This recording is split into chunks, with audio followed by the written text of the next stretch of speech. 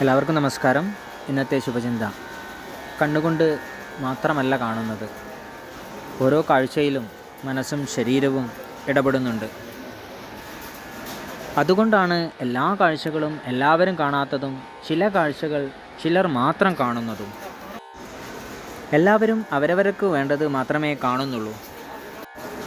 സ്വന്തം കണ്ണുകളെ തൃപ്തിപ്പെടുത്തുന്നതും സ്വയം വിശ്വസിക്കുന്നതുമായ കാഴ്ചകളെ കാണാനാണ് മനസ്സിന് ആഭിമുഖ്യം.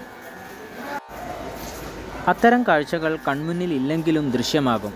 അല്ലാത്ത കാഴ്ചകൾ കൺമുന്നിൽ ഉണ്ടെങ്കിലും കണ്ണിൽ പിടിക്കുകയുമില്ല. ശരിയായ കാഴ്ചകൾ കാണാൻ കണ്ണിന് സാധ്യമാകട്ടെ. എല്ലാവർക്കും നന്മകൾ ഉണ്ടാകട്ടെ. എല്ലാവർക്കും ജീവിത വിജയം ഉണ്ടാകട്ടെ. നന്ദി, നമസ്കാരം.